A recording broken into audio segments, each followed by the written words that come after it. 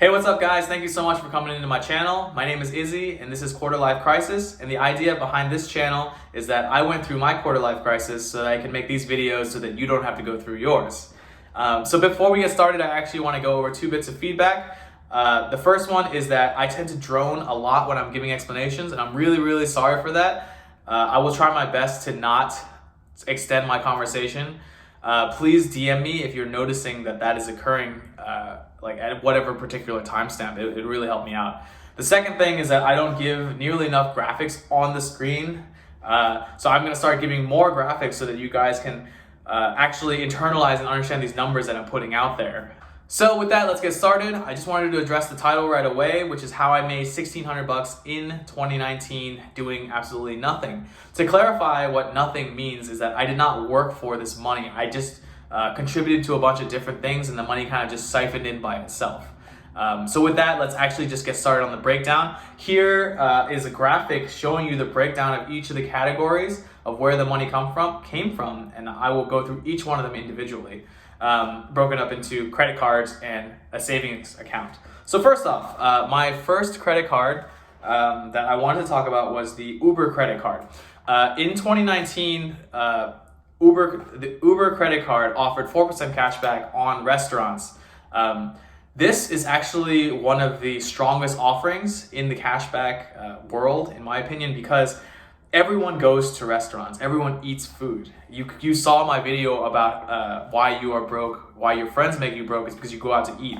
If you're gonna go out to eat anyways, you should probably consider getting a card like this. Maybe not Uber in particular, because they're kind of taking back that cash. They're no longer offering the cash back in 2020, but I'm sure a replacement or a competitor will come up. So the idea is that I made $333 just from eating outside with my friends. So again, in 2019, all I did was eat at restaurants just like you guys did, but instead of using whatever card or bank card or debit card that you used, I used the Uber credit card and I got $333.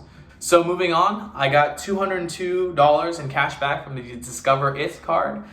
This card is, I use it primarily for a 5% cash back on a quarterly rotations. I'm also going to include a graphic here just explaining what each of the categories of these rotations are. But the TLDR is that every 3 months, Discover will say, hey, in this category, like food is one category, gas is another category, Amazon is one, wholesale clubs are another. They will be like, anything that you buy from there is 5% cash back. On those rotations, you only use that card for those things. And again, I got $202 back from that. This was actually my first credit card, and I recommend that if you don't have any credit cards and you are a responsible credit card user, this should be your first card. So the next card I have, the last card I have, is the Citi Double Cash. This is a great card that I think everyone should have if you have a high enough credit score to obtain it. The idea is that you get 2% cash back on everything.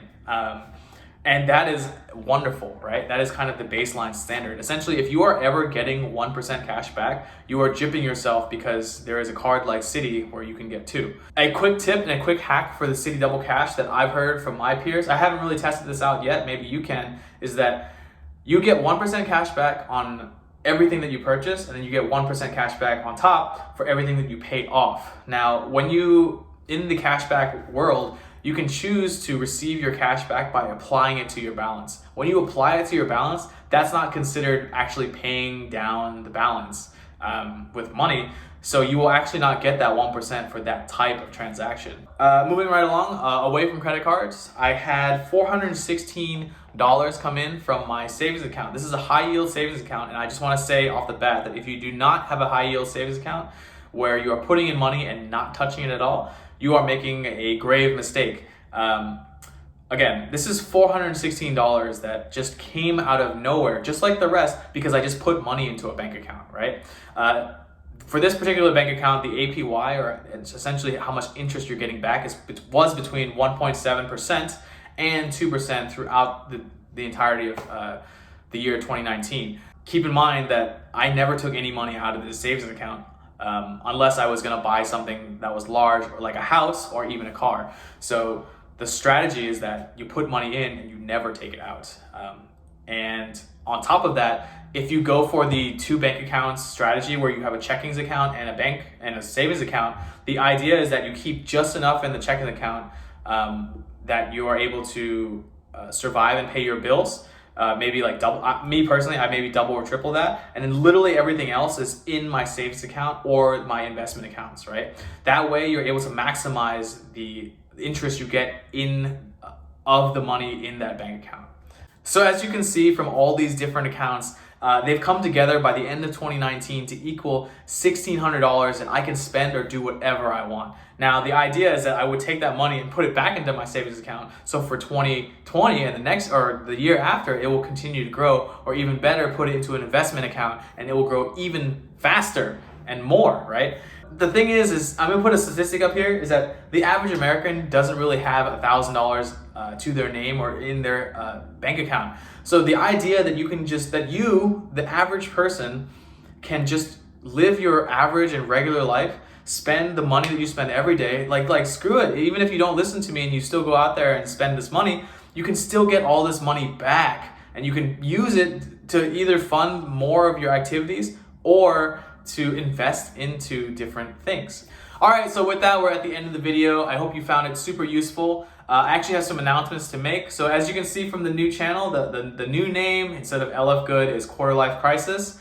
And again, I went through mine so that you don't have to go through yours. And I hope that if you have questions about or during your quarter life crisis, that you come to me and ask me, because I would be more than happy to help. Also, some other announcements being that I'm gonna try to commit to a Monday, Wednesday, Friday video release schedule. So that's 3 videos a week that I want to start making for you guys. And they drop 2 p.m. Eastern time on those days. So yeah, with that, thank you so much for watching. If you've made it this far, please like my video. Please send me a comment. Please give me a comment, and please subscribe to my channel.